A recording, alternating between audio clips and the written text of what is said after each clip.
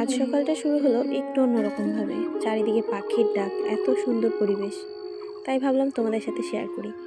এই দেখো, এই গম ক্ষেতটা দেখে মনে হচ্ছিল পুরো ঝলমল করে উঠছে, মানে প্রকৃতি যেন হাসছে।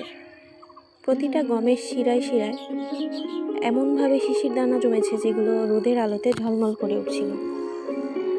চারিদিকে গম ক্ষেত, সরিষা ক্ষেত। সরিষা ফুল অনেকটা কমে গেছে, কারণ সবগুলোতেই সরিষা হয়ে গেছে। আর তার মাঝে ছিল ধনিয়া ক্ষেত। এগুলো দেখে মনে হচ্ছিল একেবারে সাদা চাদরে মোড়ানো। প্রকৃতির মাঝে এত সুন্দর সাদা ফুলগুলো যেমন একেবারে ফুলে উঠছিল, পুরো সাদা চাদরে ঢাকা লাগছিল আমার কাছে। দু একটা সরিষা ফুল ছিল, বেশ ভালো লাগছিল। তো হাঁটতে হাঁটতে হঠাৎ পেলাম কলার মোচার খোলস। শৈশবটা যেন চোখের সামনে ফিরে এলো। আমরা কতবার এই খোলস দিয়ে নৌকা ভাসিয়েছি, কত হাসি, কত খেলা। তারপর গেলাম ধান ক্ষেতের মাঝখানে, সেই ছোট্ট পুকুরে।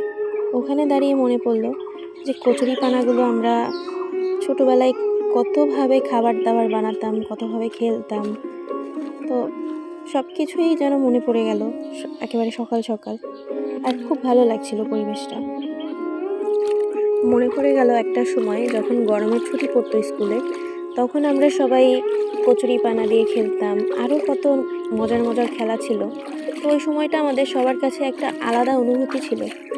সবাই কচুরি পানা দিয়ে খাবার দাবার বানিয়ে দোকান দিতাম, কাঁঠাল পাতা দিয়ে টাকা বানাতাম, তারপরে মেহগনি পাতা দিয়ে টাকা বানাতাম। তো সবই যেন আজ স্মৃতি। তো তারপরেও কেন জানি না ভালোই লাগে মাঝে মধ্যে এগুলো আবার একটু ঝালাই করে নিতে। তো যার কারণে আজকে কলার মোচার খোলসটা পেয়ে ভাবলাম একটু নৌকা ভাসাই, তাই সেটা করলাম আর তোমাদের সঙ্গে শেয়ার করলাম।